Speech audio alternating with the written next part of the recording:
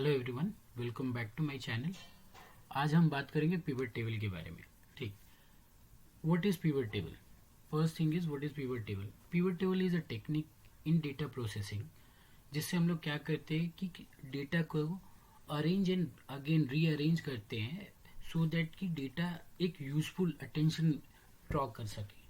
So basically हम लोग data analysis करने के लिए पिवट टेबल का यूज़ करते हैं।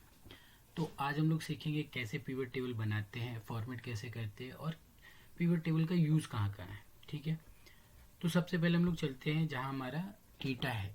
तो ये मेरे पास एक डेटा है जिस पे आज हम लोग पिवट टेबल यूज़ करेंगे। पिवट टेबल लगाने के पहले हम लोग चेक कर लेते हैं हेडर में कहीं कोई ब्लैंक ना हो और नीचे भी कहीं डेटा में ब्लैंक नहीं होना चाहिए। ठीक है, तो अभी क्या करेंगे, पिवट टेबल लगाने के लिए डेटा को पहले सेलेक्ट करेंगे।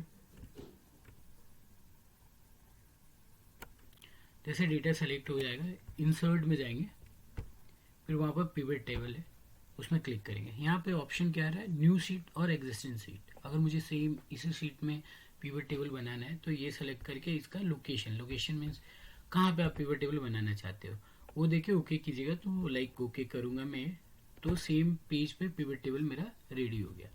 अगर मान लीजिए आपको नेक्स्ट शीट पे अगर पिवट टेबल बनाना है तो उसके लिए क्या करेंगे, यहाँ पे लिखा हुआ है न्यू वर्कशीट पे ओके कर देंगे तो नेक्स्ट पेज पे पिवट टेबल बन गया। अब देखिए पिवट टेबल में क्या क्या होता है। यहाँ पे report filter, column label, rows and value. पहले रिपोर्ट फिल्टर में क्या, अगर आपको कोई डेटा ग्रुप करके निकालना हो, लाइक फिल्टर लगा के उससे डेटा को फिल्टर करना हो तो वो हम यहाँ पे रखते हैं। अगर आपको कोई डेटा रोज में डिस्प्ले करना हो तो यहाँ यूज़ करते हैं, कॉलम में डिस्प्ले करना हो तो यहाँ पे लाते हैं। और वैल्यूज मीन्स उसके अगेंस्ट में क्या है कितना है, अगर वो चीज़ देखना है उसका वैल्यू सम निकालना हो या कुछ और तो हम उसको वैल्यू में पुट करते हैं। तो चलिए हम लोग पहले देखते हैं कि फिल्टर से क्या होता है, रोज से क्या होता है, कॉलम से क्या होता है और वैल्यू से क्या होता है। लाइक एम्प्लॉय आईडी अगर मैं रिपोर्ट में डालता हूँ यहाँ पे तो इसमें क्या होता है, लाइक यहाँ से मैं जो एम्प्लॉय आईडी का सेलेक्ट करूँगा और मैं फर्स्ट नेम को जस्ट डिपार्टमेंट को यहाँ पे रो में डाल देता हूँ। ठीक है, तो जैसे ही यहाँ से मैं एम्प्लॉय आईडी सेलेक्ट करूँगा, ठीक है, तो ये एम्प्लॉय इस डिपार्टमेंट में काम करता वो डेटा आ जाएगा। ठीक है, सिमिलरली अगर मैं डिपार्टमेंट को ऊपर कर दूँ और एम्प्लॉय आईडी इधर कर दूँ रो में, अगर यहाँ पर मैं सेलेक्ट करता हूँ लाइक एसी में कौन काम करता है तो ये जो एम्प्लॉय है वो आपका एसी में काम करते हैं। ये रोज एंड फिल्टर का काम हो गया। ठीक है, अगर आपको कॉलम्स में देखना है कि क्या है कैसे यूज करते हैं, लाइक अगर हायरिंग डेट को मैं कॉलम में डाल दूँ तो ये हायरिंग डेट्स है, लाइक इस दिन हायरिंग हुई थी। अभी मैं यहाँ से फिल्टर हटा देता हूँ, ऑल एम्प्लॉय ले लेता हूँ। ठीक है, अब हायरिंग डेट्स जस्ट मैं फर्स्ट नेम डाल देता हूँ ताकि मुझे पता चले किस किस दिन हायरिंग हुई थी। लाइक यहाँ पे देखिए 25 अक्टूबर के इनकी हायरिंग हुई थी।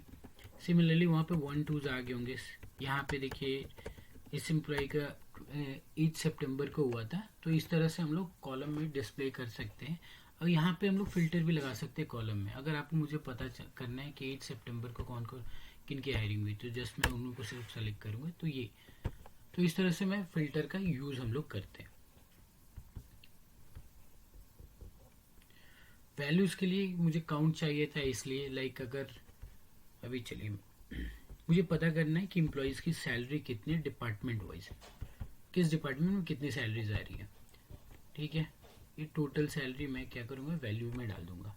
सो ये देखिए यहाँ पे आपका टोटल वैल्यू आ गया। अब सपोज आपको पता करना है कि डिपार्टमेंट वाइज हाईएस्ट सैलरी किसको मिल रहा है, तो यहाँ पे हम लोग राइट क्लिक करेंगे, समराइज डेटा में जाएंगे, यहाँ पे मैक्स कर देंगे तो जो मैक्सिमम सैलरी जा रही होगी वो यहाँ पे डिस्प्ले हो जाएगा।